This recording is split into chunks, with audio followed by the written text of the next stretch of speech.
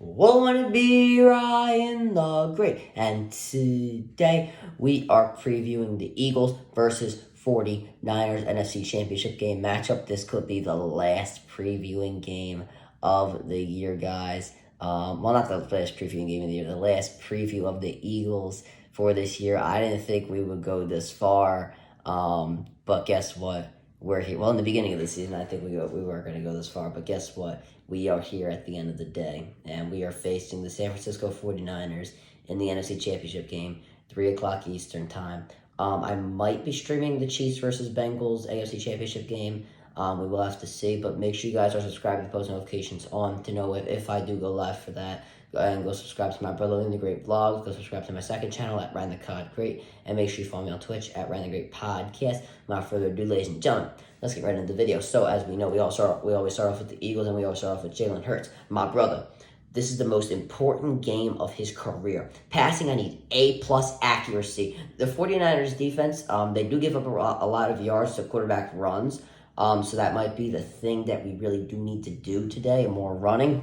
Well, I don't always encourage it because there's a possibility of Hurts getting injured. This is the NFC Championship game. Whatever works, and we have to use it to our advantage and get the ball to A.J. Brown. One-on-one, they can't guard him. I know he was complaining about not getting the ball. He's not a diva, and, the whole city's kind of, not the whole city, but we're a little concerned about that. I still say get the ball to A.J. Brown because it's A.J. Brown. Running backs. I know we're talking about Miles Sanders, but I'm talking about everybody today. Sanders, Gainwell, and Scott. We need a mix because the 49ers, if we just throw multiple things at them, they're not going to know what to expect. Whether it's going to be a pass play or a run play, because once they commit to something and they know what it is, they're going to shut it right down. I'm telling you guys that right now.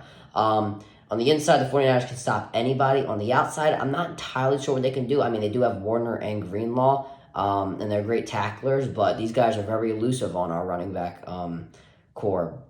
Miles, I think he does have to hesitate more going into A and B gaps up the gut. We have to let the O-line do their work, especially on the second level, because I really do think they could take out anybody. You just got to give them a little bit of time.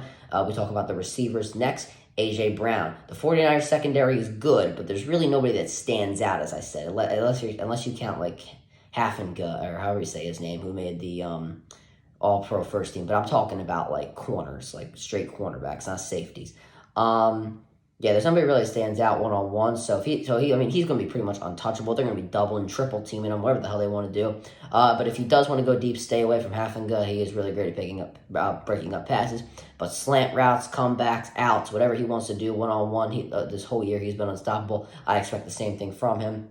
Devontae Smith, as I just said, they're going to double A.J. Brown like their life depends on it. And what I've been saying all year, one-on-one, he is unstoppable. And go short to start. The 49ers, I would think they're going to expect explosive plays. Keep it the short game. Try and get touchdowns easily. We don't need to go for 50-yard passes on the first play of the game. Let's start short. Let's get it quick and easy. Quick and easy touchdowns. Quez Watkins, it's either you have one catch or no catch. It doesn't seem like he's getting many snaps in the playoffs. So whichever one you want, I'll take at this point because I don't expect much anymore. Dallas Goedert. Whatchamacallit? Oh, shoot. I'm not. Okay, there we go. In my notes. The 49ers linebackers, they are run stoppers. They are not much of pass cover linebackers. So I expect at least 50 yards from Goddard. Pretty much all on corner routes. I expect the 49ers to play a lot of zone defense in this game. And the corner routes are pretty much the best route to fight through that. So, yeah, that's what I would expect. And the O-line, I swear to God, this better be the best pass protection of the century. Nick Bosa is on that defensive line. Mailata, you've only given up 8 sacks this year. It's more than what Lane Johnson has, which is 0. None today, and the run blocking, also the best of the century, it's got to be. Second level blocking, we need it more than anything. I'm looking at you, Lane Johnson and Landon Dickerson and Jason Kelsey. We need you 3 today to block on the second level for Miles Sanders or whoever it is back there. We know who is at those linebacker positions, Warner and Greenlaw. These brothers are something special. Moving on to the defense. The 49ers O-line had a lot, they had a little bit of a struggle last week. The Cowboys were able to put a lot of pressure on Purdy, and you telling me that the Eagles' defensive rush is not better than the Cowboys? The Eagles have 80 sacks this year. That is the most in NFL history. I don't see the Cowboys having that. I see just about 2 guys having good pass rushing games. That's Micah Parsons and DeMarcus Lawrence. We got, how many? 3 guys over 11 sacks, or four, is it four guys? I think it's four guys over 10 sacks this year, and one of them was second in the NFL in sacks, and we got about five guys, it's like 5 or 6 guys who have six or more sacks this year. This team can put pressure on the quarterback. So I do want speed rushes this week, not really much more of power rushes. Purdy is not the best runner in the NFL. And the run defense, I think the linebackers need to stay in their zone, because once CMC puts on the Jets and gets past that defensive line, he is gone. And that's who I'm most concerned about. I am really concerned about CMC today. We need to shut this brother down. Davis, Sue, Joseph, I don't care who it is. I mean, I just need straight power rushes. Bust through that offensive line and take down CMC. However you want to do it. You want to do modern day tackling, which I hate? Go right ahead, all right? I really don't care. The linebackers, as I said, need to stay put, but when CMC runs on the outside, they need to shut that down pronto, baby. I'm not doing with the stuff that the Eagles can't defend the outside, because they can't defend it to save their lives, and it's really annoying me. We need to shut that down today. Also, they need to turn into cover linebackers overnight, because my second biggest problem for the Eagles is George Kittle, all right? This brother is something spectacular. He catches everything that comes his way. We need to cover him like there's no tomorrow, especially with these damn linebackers. But I'm not too concerned about the receivers. Debo has been on a cold streak. 8 out of his last 9 games, he's gone under 60 yards. And we got James Bradbury, who was second-team All-Pro. I expect, straps. And Ayuk, I mean, he's no scrub. He did have over 1,000 yards this year. But we got Darius Slay back there, who is a Pro Bowler this year. Darius Slay is a dominator. He is shut down. While he doesn't get, too much recognition this year, you don't really ever hear his name called, because he's always shutting everybody down, you know what I mean? And Avonte Maddox, who was dominating before he got hurt with that toe injury, is now back this week. He should be shutting down that nickel spot, and he switched to safety, which I really do love, easily. Hopefully we have nobody going deep on us, because Avonte Maddox is back there. So I'm loving what I see. I love what I was seeing from Avonte Maddox, and I really hope the Eagles can give him an extension whenever he is due for it. The bottom line, continue to dominate the run on offense, get some passing in there. A.J. Brown, Devontae Smith, as I said, and put some pressure on defense, put some pressure on Purdy. The 49ers offensive line, as I said, it did not play that great last week. Hopefully that carries into this week. And now we talk about the 49ers next. Purdy needs to get the ball off quickly, in my opinion. The Eagles rush, as I said, the offensive line not doing great. The Eagles defensive line, 80 sacks this year. And I really think the answer to getting that ball off early is George Kittle. Curl routes, those post routes or mini post routes, whatever the hell he's running.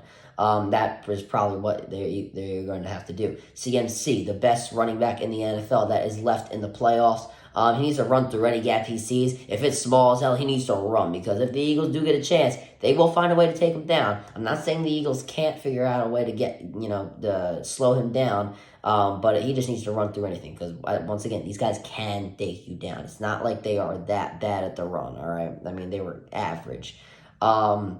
They're not going to, and if you can take off, they're not really going to grow wings to fly and catch you. I'm going to tell you that right now. On the outside, maybe a little bit more hesitating, because you need to let that offensive line do that work, because it seems like the Eagles' secondary only breaks blocks whenever they feel like it, or if Howie Roseman offers them another $100 to do it. I don't know. The receivers, I really do think the Eagles, they should go long a little more.